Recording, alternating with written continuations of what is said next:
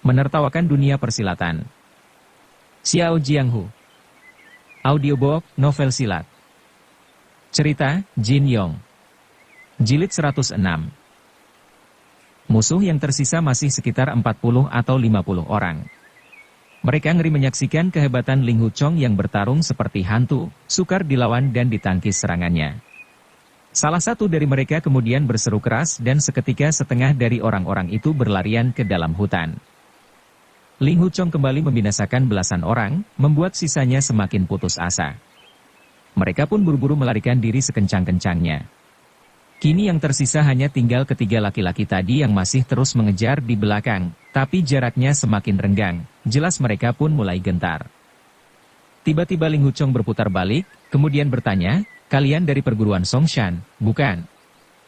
Ketiga orang itu langsung melompat mundur. Seorang di antaranya yang bertubuh tinggi besar balas membentak, "Siapa kau?" Ling Huchong tidak menjawab. Ia berseru kepada Yusao dan yang lain, "Lekas kalian membuka jalan untuk menolong teman-teman yang terkurung api." Murid-murid Henshan pun berusaha memadamkan api yang sudah menjilat tumpukan rumput. Yihi dan beberapa kawannya sudah melompat masuk ke tengah lingkaran api. Rumput dan kayu kering yang sudah berkobar itu sulit dipadamkan lagi. Untung di bawah kerja sama belasan orang itu, lingkaran api dapat dibobol menjadi suatu lorong jalan. Yihi dan yang lain segera memapah keluar beberapa biksuni dari dalam gua pembakaran yang sudah lemas karena terlalu banyak menghirup asap. "Bagaimana dengan biksuni Dingxian?" tanya Ling Huchong. "Terima kasih banyak atas perhatianmu," tiba-tiba terdengar suara wanita tua menanggapi. Menyusul kemudian muncul seorang biksuni berbadan sedang melangkah keluar dengan tenang dari lingkaran api. Jubahnya yang berwarna biru muda tampak bersih, tangannya juga tidak memegang senjata, hanya tangan kiri membawa seuntai tasbih. Wajahnya memancarkan rasa welas asih, sikapnya tenang dan kalem. Diam-diam Ling Huchong berpikir, biksuni Dingxian memiliki pembawaan yang tenang. Meskipun nyawanya terancam, tetapi masih bisa menguasai diri. Nama besarnya benar-benar sesuai dengan kenyataan. Segera ia memberi hormat dan berkata, "Saya Ling Huchong menyampaikan salam hormat kepada biksuni." Biksuni Dingxian merangkap tangan membalas hormat, tapi kemudian berkata, "Awas, ada orang menyerangmu." "Ya," sahut Ling Huchong sambil mengelak dan sedikit melirik.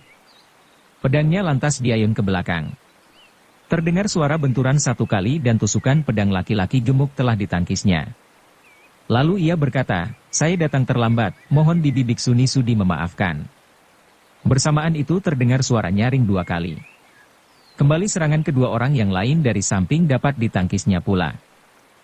Saat itu belasan biksuni telah terbebas dari lingkaran api, bahkan ada pula yang sudah menjadi mayat dan digotong keluar. Biksuni dingin memaki dengan geram, "Kawanan bangsat tidak tahu malu, kejam melebihi binatang." Saat itu ujung jubahnya tampak terjilat api, tapi ia seperti tak peduli. Yusao segera mendekat untuk memadamkannya. Ling Huchong berkata, kedua biksuni tidak mengalami cedera, sungguh menggembirakan. Pada saat itu 3 pedang lawan kembali menusuk bersamaan dari belakang. Namun Ling Huchong kini memiliki tenaga dalam luar biasa tinggi sehingga kemampuannya merasakan sambaran angin meningkat pesat, juga dalam sekejap dapat mengetahui dari mana asal serangan musuh itu. Segera pedangnya kembali berputar. Di tengah kobaran api dalam sekaligus ia balas menusuk pergelangan tangan lawan dengan cara terbalik. Ilmu silat ketiga orang itu memang tinggi, dan gerak perubahannya juga amat cepat. Lekas-lekas mereka menghindari tusukan Ling Huchong. Namun, punggung tangan si laki-laki tinggi besar sempat tergores dan mengucurkan darah. Ling Huchong kembali berkata, "Biksuni berdua, perguruan Songshan adalah pemimpin Serikat Pedang 5 Gunung. Bersama perguruan Henshan pun sama-sama senapas seirama. Tapi mengapa kini tiba-tiba mereka melakukan serangan licik? Sungguh sukar dimengerti." Mendadak biksuni Dingyi bertanya kepada Yihi, "Di mana kakak Dingjing? Kenapa tidak ikut datang?" Qin Huan langsung menangis saat menjawab, Guru telah dicelakai kaum jahat. Beliau melawan sekuat tenaga dan akhirnya gugur dalam pertempuran." "Keparat," seru biksuni Dingyi penuh kemarahan sekaligus sedih. Ia buru-buru berjalan ke depan dengan langkah lebar, namun baru beberapa langkah tubuhnya lantas terhuyung-huyung dan jatuh terduduk. Darah segar pun menyembur dari mulutnya. Ketiga jago Songshan kembali menyerang dengan berganti jurus susul menyusul, namun tetap tidak bisa mengenai Ling Huchong yang terlihat bercakap-cakap dengan kedua biksuni sepuh. Ling Huchong sendiri melayani mereka dengan membelakangi, sambil sesekali melirik ketiga orang itu. Ilmu pedangnya sedemikian hebat, susah diukur. Kalau ia bertarung dengan berhadap-hadapan, mana mungkin mereka bertiga mampu melawannya. Ketiga musuh itu hanya bisa mengeluh dan gelisah. Mereka menyesal mengapa tidak sejak tadi melarikan diri. Ling Huchong berbalik dan melakukan serangan menarik. Jika musuh menyerang dari sebelah kiri, maka ia membalas dengan menyerang sisi kirinya. Sementara bila musuh menyerang dari sebelah kanan, maka ia pun menyerang sisi kanannya pula. Dengan demikian ketiga orang itu makin lama makin rapat dan berdesakan sendiri. Berturut-turut Ling Huchong menyerang 15 kali melingkari mereka dan ketiga orang itu hanya bisa menangkis tanpa mampu balas menyerang. Ilmu pedang yang dimainkan ketiga orang itu adalah jurus andalan perguruan Songshan yang paling lihai, tapi masih tidak mampu menghadapi ilmu 9 pedang dugu yang ajaib. Ling Huchong memang sengaja memaksa lawan-lawannya mengeluarkan ilmu pedang perguruan Songshan supaya mereka tidak dapat menyangkal lagi.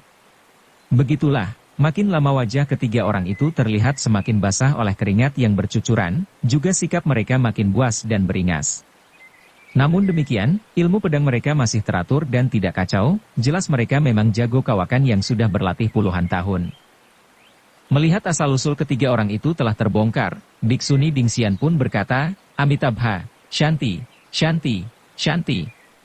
Saudara Zhao, Saudara Zhang, dan Saudara Sima, selama ini perguruan Henshan kami bersaudara dengan perguruan Songshan kalian yang mulia. Namun, mengapa kalian bertiga terus memaksa kami sedemikian rupa, sampai-sampai hendak membakar kami menjadi arang? Sungguh biksuni tua ini tidak paham apa sebabnya, mohon kalian sudi memberi penjelasan. Jago-jago perguruan Songshan itu memang bermarga Zhao, Zhang, dan Sima. Ketiganya sangat jarang muncul di dunia persilatan dan mengira keberadaan mereka tidak diketahui orang. Saat menghadapi serangan Ling Huchong, mereka sudah kelabakan, kini bertambah kaget oleh ucapan Biksuni Dingxian yang dengan tepat menyebut marga mereka. Tanpa terasa pergelangan tangan kedua orang di antaranya tertusuk pedang Ling Huchong, sehingga pedang mereka jatuh ke tanah. Menyusul ujung pedang Ling Huchong lantas mengancam di depan leher orang ketiga yang bertubuh kurus kering sambil membentak, lemparkan pedangmu. Orang kurus itu menghela napas panjang, lalu berkata, di dunia ini ternyata ada ilmu pedang sehebat ini. Aku si marga Zhao hari ini terjungkal di bawah pedangmu memang sudah sepantasnya. Tangannya kemudian mengerahkan tenaga dalam, membuat pedangnya tergetar dan patah menjadi 7 atau 8 potong yang kemudian jatuh berserakan di tanah. Ling Huchong lantas melangkah mundur, sedangkan Yihi dan 6 kawannya mengacungkan pedang masing-masing untuk mengepung ketiga orang itu di tengah. Perlahan Biksuni Dingxian berkata, perguruan Songshan kalian bermaksud melebur serikat pedang 5 gunung menjadi satu yang diberi nama perguruan 5 gunung. Perguruan Henshan sendiri sudah memiliki riwayat ratusan tahun turun-temurun, mana mungkin aku membiarkannya tamat di bawah kepemimpinanku? Maka itu, aku pun menolak ajakan kalian. Sebenarnya urusan ini dapat dirundingkan lebih jauh, tapi mengapa kalian lantas menyamar sebagai kaum sekte iblis dan berusaha membunuh orang-orang kami dengan cara keji seperti ini? Perbuatan kalian ini bukankah terlalu berlebihan? Kakak, untuk apa banyak bicara dengan mereka? Sela Biksuni dingi. Mereka semua segera dibunuh saja agar tidak mendatangkan bencana di kemudian hari. Uhuk, uhuk. Tiba-tiba ia terbatuk-batuk dan kembali memuntahkan darah. Laki-laki tinggi besar bermarga Sima menjawab, kami hanya sekadar menjalankan tugas. Mengenai seluk-beluk urusan ini juga sama sekali kami tidak tahu. Kalau mau bunuh, bunuh saja. Kalau mau potong, potong saja. Untuk apa banyak bicara, tukas si orang tua bermarga Zhao membentak keras. Mendengar itu si marga Sima tidak berani bicara lagi. Wajahnya terlihat sangat malu. Biksuni Dingxian berkata, 30 tahun yang lalu kalian bertiga pernah malang melintang di daerah Hebei, kemudian mendadak menghilang begitu saja. Tadinya kukira kalian sudah bertobat dan kembali ke jalan yang benar. Siapa sangka kalian ternyata masuk perguruan Songshan dan mempunyai maksud tertentu. Ai, Ketua Zuo seorang tokoh terkemuka di dunia persilatan, tapi beliau telah menerima sekian banyak kaum persilatan yang berkelakuan aneh untuk mempersulit sesama anggota Serikat Pedang 5 Gunung. Sungguh sukar dipahami. Sebagai seorang biarawati sepuh yang melas asih, meskipun menghadapi kejadian luar biasa ia tetap tidak mau menggunakan kata-kata kasar terhadap lawan. Bahkan ia langsung terdiam ketika merasa dirinya sudah terlalu banyak bicara. Setelah menghela napas panjang, Dingxian melanjutkan bertanya, "Kakak kami, Biksuni Dingjing, apakah juga tewas di tangan perguruan kalian yang mulia?" Orang bermarga Sima yang tadi merasa malu, sekarang ingin memperbaiki wibawanya. Maka dengan suara lantang ia pun menjawab, "Benar, itu semua perbuatan adik Zhong." "Hei," seru si orang tua bermarga Zhao kepadanya dengan mata melotot. Si marga Sima sadar kalau dirinya lagi-lagi salah bicara. Maka, ia pun melanjutkan, "Urusan sudah begini, apa gunanya disembunyikan lagi?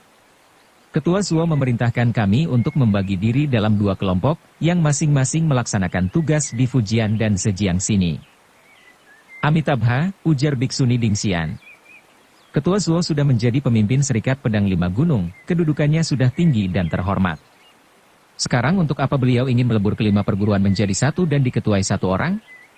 Beliau sengaja menggunakan kekerasan dan bertindak begitu kejam terhadap sesama kaum sealiran, apakah tidak takut ditertawai oleh para kesatria di seluruh jagat? Biksuni Dingi kembali menyela dengan suara keras, "Kakak, penjahat berhati binatang yang serakah seperti itu, buat apa?" Sampai di sini kembali darah menyembur keluar dari mulutnya. Biksuni Dingxian mengibaskan tangannya dan berkata kepada ketiga orang itu, "Jaring langit teramat luas, tiada yang lolos dari pengadilannya. Siapa berbuat jahat pada akhirnya pasti akan menerima balasan setimpal. Sekarang pergilah kalian semua. Tolong sampaikan kepada Ketua Zuo bahwa mulai hari ini perguruan Henshan tidak lagi berada di bawah perintah Ketua Zuo. Meskipun perguruan kami terdiri atas kaum wanita seluruhnya, tapi kami tidak akan tunduk di bawah ancaman kekerasan. Tentang keinginan Ketua Zuo melebur Serikat Pedang 5 Gunung menjadi satu, sama sekali kami tidak bisa menuruti. Mohon maaf. Bibi Ketua, mereka sangat kejam. Tukasihi. Tapi Biksuni Dingxian telah memberi perintah, bubarkan formasi pedang." "Baik," jawab Yihi terpaksa mengiyakan. Pedangnya pun ditarik dan diikuti kawan-kawannya yang lain. Ketiga jago perguruan Songshan itu sama sekali tidak menduga bahwa mereka akan dibebaskan dengan cara seperti itu. Mau tidak mau timbul rasa terima kasih mereka kepada Dingxian. Mereka pun memberi hormat, kemudian memutar tubuh dan berlari pergi dengan cepat. Setelah beberapa langkah, si tua bermarga Zhao berpaling dan bertanya dengan suara lantang, "Mohon bertanya siapakah nama dan marga pendekar muda yang memiliki ilmu pedang teramat hebat ini? Hari ini kami bertiga telah tumbang di tanganmu, tapi sama sekali kami tidak bermaksud membalas dendam. Kami hanya ingin tahu telah dikalahkan oleh orang gagah dari mana." Ling Huchong hanya tersenyum tidak bersuara. Namun Yihi tiba-tiba menyahut dengan suara lantang, "Ini adalah pendekar muda Ling Huchong. Dulu dia adalah anggota perguruan Huashan, tetapi sekarang tidak menjadi anggota aliran manapun. Dia adalah pengelana yang membela kebenaran dan menegakkan keadilan di dunia persilatan, sahabat perguruan Henshan kami." Orang tua bermarga Zhao itu berkata, "Ilmu pedang pendekar muda Ling Hu sungguh hebat luar biasa. Kami bertiga sangat kagum." Usai berbicara ia lantas melanjutkan perjalanan bersama kedua rekannya. Sementara itu api berkobar semakin hebat. Di tempat itu masih banyak orang perguruan Songshan yang bergelimpangan, baik yang sudah mati maupun terluka parah. Belasan di antara mereka yang lukanya agak ringan berusaha merangkak bangun untuk menghindari api, sementara yang terluka parah hanya bisa berkubang di genangan darah dan tidak mampu bergerak, sehingga terpaksa berteriak-teriak minta tolong ketika tubuh mereka mulai terbakar. Biksuni Dingxian berkata, "Semua kejadian ini adalah tanggung jawab Ketua Zuo. Mereka hanya sekadar menjalankan perintah. Yu Shao, Yi Qing, kalian pergilah menolong mereka." Para murid mengenal baik watak sang ketua yang melas asih, sehingga tidak berani membantah. Mereka pun bergegas memeriksa orang-orang Songshan itu. Apabila masih bernapas, segera mereka pindahkan ke tempat yang aman untuk kemudian diberi obat. Biksuni Dingxian menengadah ke selatan, kedua matanya tampak berkaca-kaca. Ia kemudian berseru mengharukan, "Kakak!" Mendadak tubuhnya terhuyung-huyung dan jatuh ke tanah. Semua orang terkejut. Serentak mereka mendukungnya untuk bangun. Tampak darah merembes keluar dari mulut biksuni tua itu. Rupanya Dingxian bersama rombongannya telah dikepung musuh dan terpaksa masuk ke dalam gua pembakaran gamping tersebut. Di dalamnya mereka telah bertahan selama beberapa hari, tanpa makan atau minum serta tidak beristirahat pula. Keadaan mereka sudah payah lahir batin seperti pelita yang kehabisan minyak.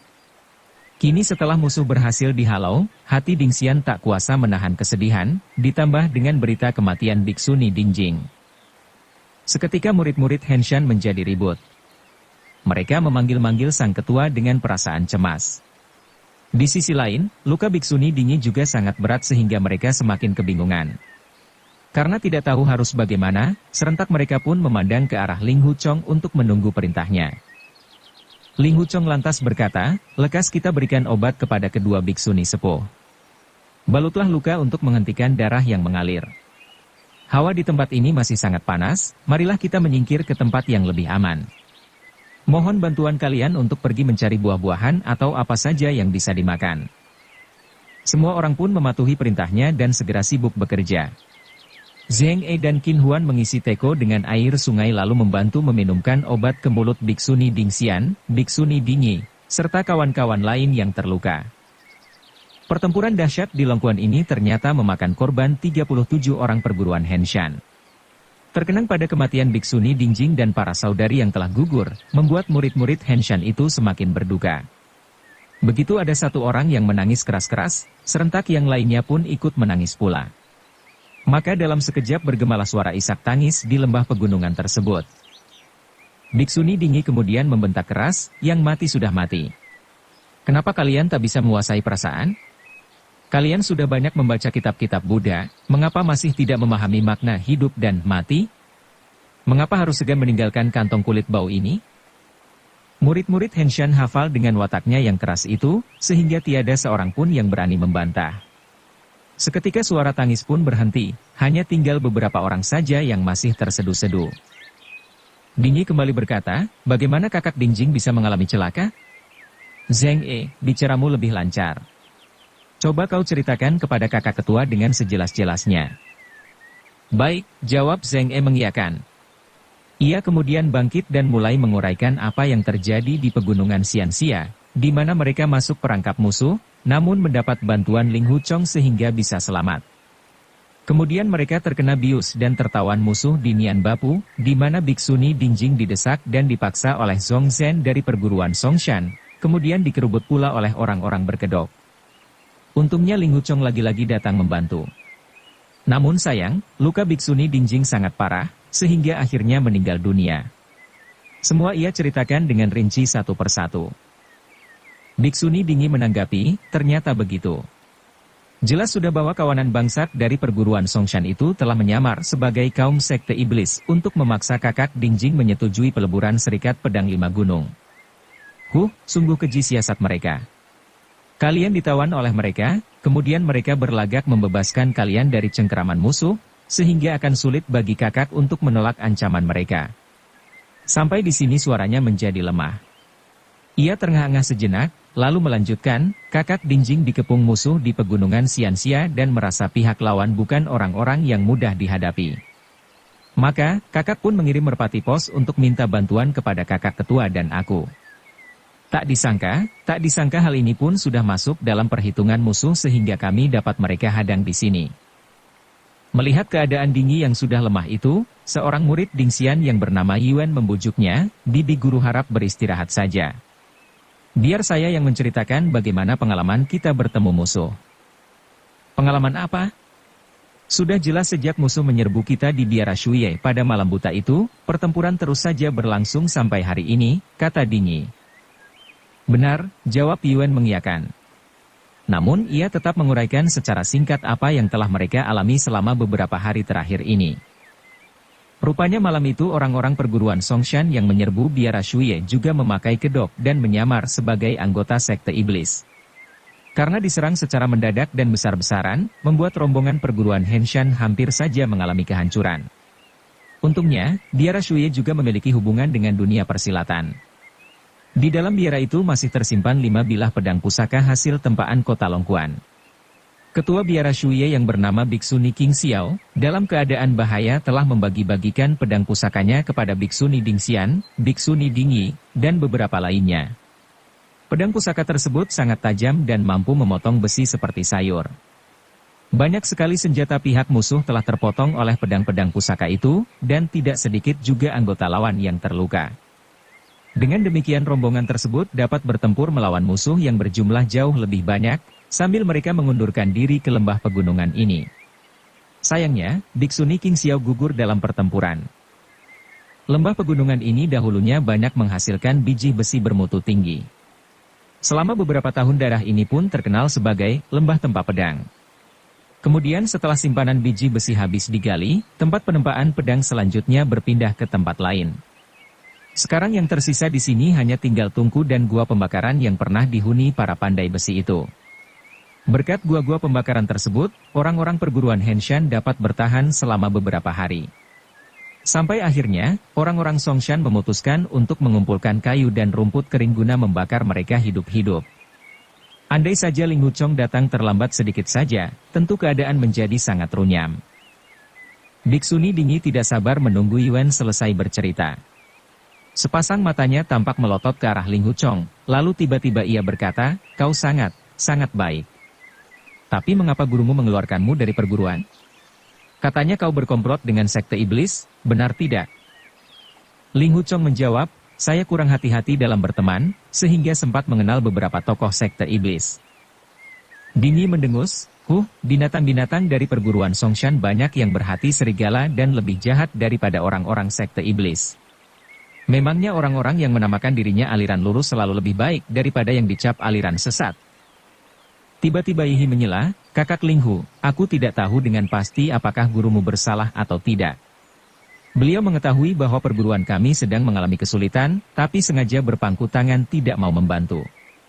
Jangan-jangan, mungkin beliau sudah menyetujui peleburan kelima perguruan menjadi satu seperti yang disarankan perguruan Songshan." Hati Ling Huchong tergerak mendengar ucapan Yihi yang masuk akal itu.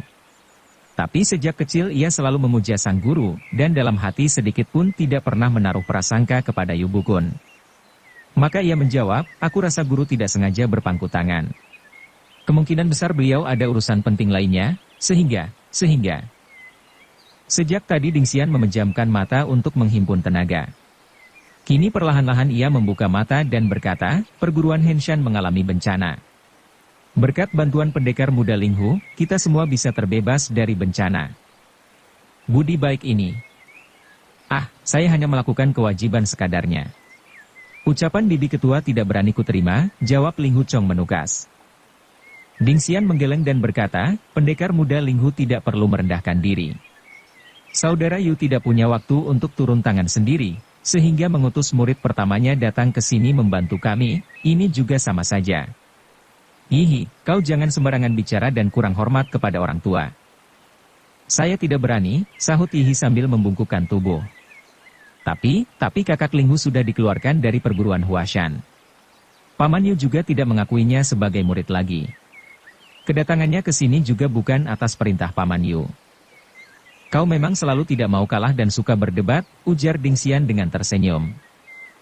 Mendadak Yihi menghela napas dan berkata, "Kalau saja kakak Linghu seorang perempuan, tentu segalanya menjadi baik." "Kenapa?" tanya Biksuni Dingxian. "Dia sudah dikeluarkan dari perguruan Huashan dan tidak dapat kembali lagi." "Jika dia perempuan tentu bisa bergabung dengan perguruan Henshan kita," jawab Yihi. "Dia telah bahu-membahu dengan kita menghadapi segala kesulitan, sudah seperti orang sendiri." "Omong kosong. Umurmu semakin tua, tapi bicaramu masih seperti anak kecil," bentak Biksuni Dingyi. Biksuni Dingxian hanya tersenyum, kemudian berkata, "Saudara Yu hanya salah paham. Kelak bila sudah jelas duduk perkaranya tentu pendekar Linghu akan diterima kembali. Rencana jahat perguruan Songshan tidak mungkin berhenti sampai di sini. Bukankah perguruan Huashan akan sangat mengandalkan tenaga dan ilmu pedang pendekar Linghu? Seandainya ia tidak kembali ke Huashan juga, dengan ilmu silatnya yang tinggi dan keluhuran budinya, kalau ia mau mendirikan perguruan tersendiri juga bukan masalah sulit." "Tepat sekali ucapan bibi ketua," sahut Zheng "Kakak Linghu, orang-orang perguruan Huashan bersikap jahat kepadamu. Mengapa kau tidak mendirikan perguruan Linghu saja? Kenapa kau harus kembali lagi ke Huashan? Memangnya kau ingin kembali ke sana? Ling Huchong tersenyum getir dan menjawab, pujian bibi ketua benar-benar tidak berani saya terima. Saya hanya berharap kelak di kemudian hari Guru Sudi memaafkan kesalahan saya dan berkenan menerima saya kembali. Selain itu saya tidak mempunyai keinginan apa-apa. Qin Huan yang polos menyahut, kau tidak punya keinginan selain itu? Bagaimana dengan adik kecilmu? Ling Huchong menggeleng dan mengalihkan pembicaraan, marilah kita urus jasad para kakak dan adik yang gugur. Akan kita makamkan atau diperabukan lalu dibawa pulang ke Henshan? Kita perabukan saja, ujar Biksuni Dingxian dengan suara agak parau.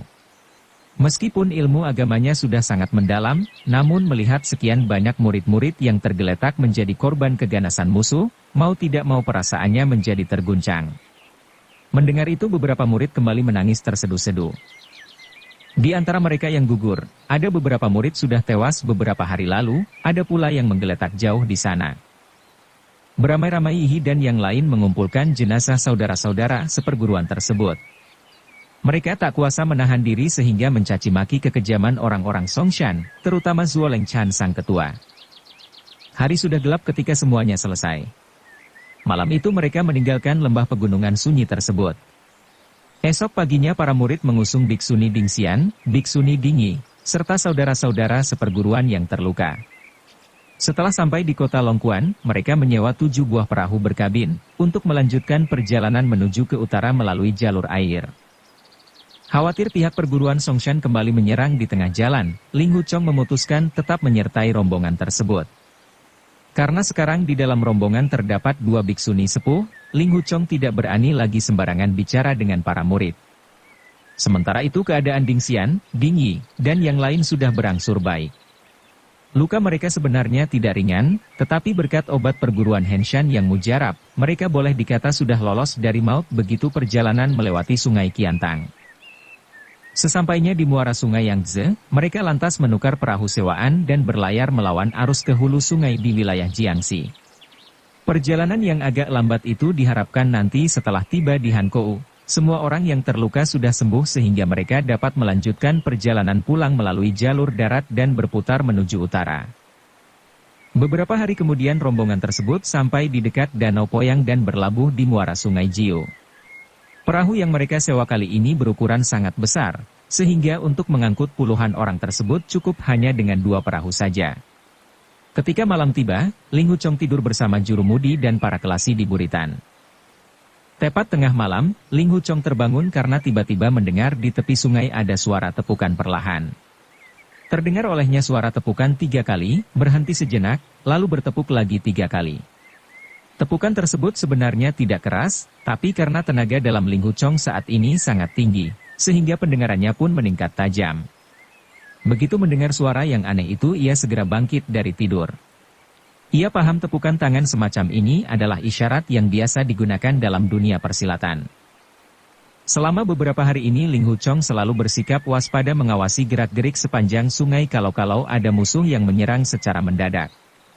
Ia pun berpikir, sebaiknya aku periksa dulu siapa yang datang itu. Bagus kalau mereka tidak ada hubungannya dengan rombongan perguruan Henshan. Tapi kalau mereka bermaksud jahat, maka akan kubereskan secara diam-diam supaya tidak mengganggu Biksuni Dingxian dan yang lain. Ia lalu menajamkan penglihatannya untuk mengamati perahu di sebelah barat sana. Terlihat sesosok bayangan melompat ke daratan. Sepertinya ilmu ringan tubuh orang itu biasa-biasa saja. Ling Huchong pun melompat ke tepi sungai dengan enteng, lalu mendarat tanpa bersuara. Ia mengambil jalan memutar sampai akhirnya berada di belakang sederetan keranjang yang berisi gentong minyak di sebelah timur tepian sungai. Tiba-tiba terdengar suara seseorang berkata, "Biksuni-biksuni di atas kapal itu memang benar dari perguruan Henshan." Seorang lagi menjawab, "Lalu bagaimana baiknya?" Ling Huchong berjongkok tanpa suara, kemudian perlahan-lahan mendekati mereka. Di bawah sinar rembulan yang remang-remang dilihatnya 2 orang sedang berbicara. Yang satu berperawakan tegap dengan muka penuh cambang kasar. Yang satu lagi hanya tampak dari samping, raut mukanya berbentuk panjang lancip seperti kuaci. Terdengar si muka lancip kembali berkata, kalau hanya mengandalkan kekuatan partai naga putih kita, jelas tidak akan mampu melawan mereka. Meskipun jumlah orang kita lebih banyak, tapi ilmu silat mereka lebih bagus. Kalau bertarung kita tidak akan menang. Siapa bilang kita akan bertarung melawan mereka, sahut si Cambang. Walaupun ilmu silat kawanan biksuni itu sangat tinggi, tapi belum tentu mereka pandai berenang. Besok kita tunggu saja sampai kapal mereka kembali berlayar ke tengah sungai. Kita lantas menyelam ke dalam air untuk melubangi kapal mereka. Bukankah dengan cara demikian kita bisa menangkap mereka satu persatu? Akalmu ini sangat bagus, seru si muka lancip. Jika cara ini berhasil tentu kita akan berjasa besar dan nama Partai Naga Putih dari Sungai Jiu akan berkumandang di dunia persilatan. Hanya saja, aku masih mengkhawatirkan sesuatu. Mengkhawatirkan apa? Tanya si Cambang. Si muka lancip menjawab, Serikat Pedang 5 Gunung Senapa Seirama. Aku khawatir Tuan Besar mau ketua perguruan Hengshan mengetahui perbuatan kita. Bisa-bisa dia marah besar dan melabrak partai kita. Si Cambang berkata, HM, selama ini kita sudah kenyang menjadi bulan-bulanan perguruan Hengshan. Maka kali ini kita berdua harus berusaha sekuat tenaga, supaya kelak kalau ada masalah maka kawan-kawan yang lain akan membantu kita. Padahal kalau usaha kita ini berhasil, boleh jadi perguruan Hengshan akan ikut hancur. Untuk apa kita harus takut kepada si tua bermargamo segala? Baik, kuterima rencanamu, sahut si muka lancip akhirnya. Sekarang mari kita kumpulkan kawan-kawan yang pandai menyelam. Pada saat itulah Ling Huchong melompat keluar. Dengan menggunakan gagang pedang ia memukul kepala belakang si muka lancip. Seketika orang itu pun jatuh pingsan. Si Cambang lantas menghantam, tapi tahu-tahu dahinya sudah terkena pukulan gagang pedang Ling Huchong. Tubuh orang itu langsung berputar-putar seperti gasing dan akhirnya jatuh terduduk. Pedang Ling Huchong lantas memotong 2 buah tutup keranjang gentong minyak. Kedua orang itu lalu diangkatnya untuk dijebloskan ke dalam keranjang yang penuh berisi minyak sayur tersebut. Setiap keranjang berisi minyak 300 kati. Rupanya gentong-gentong minyak tersebut disiapkan di tepi sungai untuk esok harinya dimuat ke dalam perahu menuju muara. Begitu kedua orang itu masuk ke dalam gentong minyak dengan kepala ditekan oleh tangan Ling Huchong, seketika mulut dan hidung mereka terendam. Karena berada di dalam minyak dingin mereka lantas siuman dan seketika gelagapan karena meneguk minyak beberapa kali. Tiba-tiba terdengar seseorang berkata di belakang, pendekar muda Ling Hu, jangan bunuh mereka. Ternyata yang datang adalah Biksuni Ding Xian. Ling Huchong terperanjat karena kedatangan Ding Xian begitu tiba-tiba dan sama sekali tidak terdengar olehnya. Segera ia menjawab, baik, kemudian mengurangi tekanan tangannya yang menahan di atas kepala kedua orang itu. Begitu merasa tekanan di atas kepala sudah berkurang, kedua orang itu bermaksud meloncat keluar. Tapi Ling Huchong segera berkata dengan tertawa, hei, jangan bergerak. Bersamaan bilah pedangnya kembali mengetuk dahi kedua orang itu sehingga kepala mereka masuk lagi ke dalam minyak. Kedua orang itu meringkuk di dalam gentong dan terendam minyak sampai sebatas leher. Mata mereka terbelalak bingung karena tidak mengetahui bagaimana tiba-tiba bisa mengalami nasib konyol seperti ini. Sementara itu sesosok bayangan tampak melompat dari atas perahu. Ia tidak lain adalah Biksuni Dingi, yang kemudian bertanya, kakak, apakah ada yang tertangkap? Ding Xian menjawab, ternyata 2 tetua dari Partai Naga Putih. Pendekar muda Ling Hu hanya bercanda dengan mereka. Ia kemudian berpaling kepada si Cambang dan bertanya, saudara ini bermargai ataukah ki? Bagaimana kabar ketua si?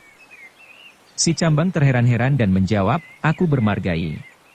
Dari mana? Dari mana kau tahu margaku? Ketua si kami baik-baik saja.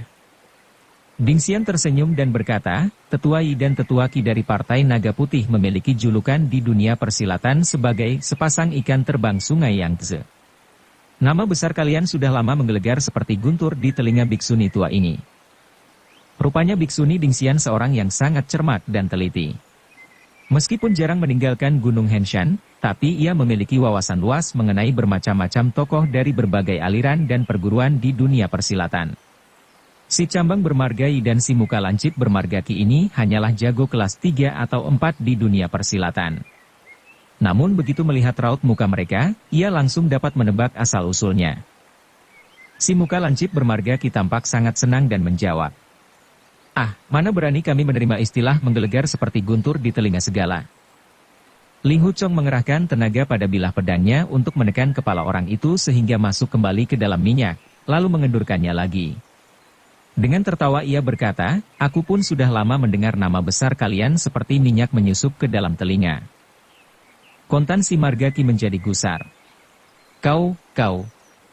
Ia bermaksud memaki dengan kasar, tapi tidak berani. Ling Hu Chong berkata, setiap pertanyaanku harus kau jawab dengan jujur. Jika berdusta sedikit saja maka julukan kalian, ikan terbang sungai Yangtze akan berubah menjadi belut mampus terendam minyak. Habis berkata demikian ia lantas menekan pula kepala si Cambang ke dalam minyak. Orang bermargai ini sudah bersiap-siap dengan menutup mulutnya rapat-rapat. Namun tetap saja minyak masuk ke dalam hidungnya dan jelas terasa sangat tidak enak. Ding Xian dan Ding Yi tersenyum geli. Mereka sama-sama berpikir, anak muda ini menang nakal dan suka iseng. Tapi caranya ini memang bagus untuk menanyai tawanan. Ling Hu Chong mulai bertanya, mulai kapan partai naga putih kalian bersekongkol dengan perguruan Songshan?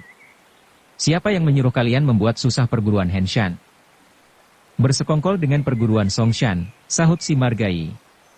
Aneh sekali. Kami sama sekali tidak mengenal seorang pun anggota perguruan Songshan. Haha, pertanyaan pertama saja tidak kau jawab dengan jujur. Sekarang silakan minum minyak lagi biar lebih kenyang. Seru Ling Hu Chong. Habis berkata, kembali ia menekan kepala orang itu sehingga terendam minyak. Meskipun laki-laki bercambang itu bukan pendekar papan atas, tetapi ilmu silatnya tidak tergolong lemah.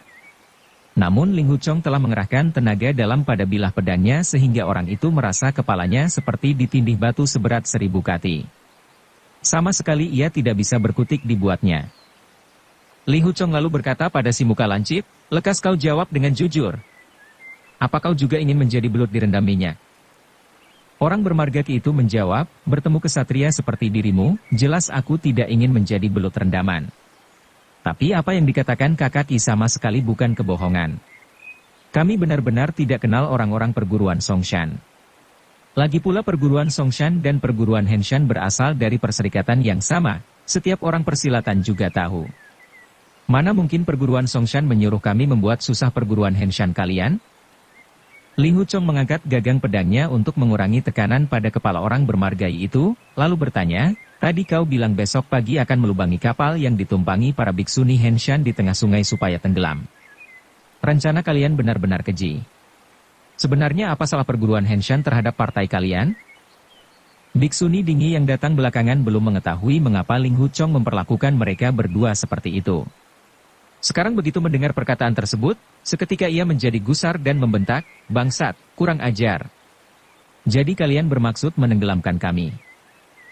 Murid-murid perguruan Henshan adalah kaum wanita dari utara yang tidak dapat berenang. Jika benar kapal akan ditenggelamkan di tengah sungai, tentu sukar bagi mereka untuk menghindarkan diri sehingga bisa mati tenggelam dan menjadi santapan ikan. Membayangkan hal itu membuat Ding Yi bergidik ngeri. Si Cambang bermargai takut kalau kepalanya kembali dibenamkan ke dalam minyak. Lekas-lekas ia pun menjawab, perguruan Henshan sama sekali tidak memiliki permusuhan dengan partai naga putih kami. Kami hanyalah para penyelundup yang mencari sesuap nasi di tepian sungai Jiu sini. Mana berani-berani mencari perkara dengan perguruan Henshan segala? Hanya saja kami berpikir kalian adalah sesama pemeluk agama Buddha. Perjalanan kalian menuju ke arah barat besar kemungkinan untuk memberikan bantuan. Maka itu kami tidak sadar pada kelemahan diri sendiri sehingga secara gegabah membuat rencana busuk seperti tadi. Lain kali kami tidak akan berani lagi. Ling Hu Chong semakin bingung mendengar keterangan orang itu. Ia pun bertanya, apa maksudmu dengan sesama pemeluk agama Buddha? Apa maksudmu dengan memberi bantuan segala? Bicaralah yang jelas. Jangan membingungkan seperti itu. Baik, sahut orang bermargai. Meski perguruan Shaolin bukan anggota Serikat Pedang Lima Gunung, tapi kami kira biksu dan biksuni adalah satu keluarga. Kurang ajar, bentak Ding Yi menyela. Orang bermargai itu kaget dan tanpa sadar tubuhnya lantas meringkuk sehingga mulutnya kembali menelan minyak. Karena lidahnya semakin licin membuat mulutnya sulit bicara lagi. Dengan menahan tawa Ding Yi menunjuk si muka lancip, lekas kau saja yang bicara. Baik, baik, sahut orang bermargaki itu. Ada seorang bernama Tian Bebuang yang dijuluki si pengelana tunggal Salaksali. Apakah Biksuni kenal baik dengannya? Dingi sangat gusar mendengarnya. Ia pun berpikir, Tian Bebuang itu seorang maling cabul yang terkenal kebusukannya di dunia persilatan, mana mungkin aku kenal baik dengannya. Berani-beraninya orang ini bertanya seperti itu kepadaku. Benar-benar suatu penghinaan besar. Segera tangan kanannya terangkat, hendak memukul kepala orang bermargaki itu. Bersambung ke jilid 107. Dukung kami dengan subscribe, follow, like, komen dan share. Terima kasih.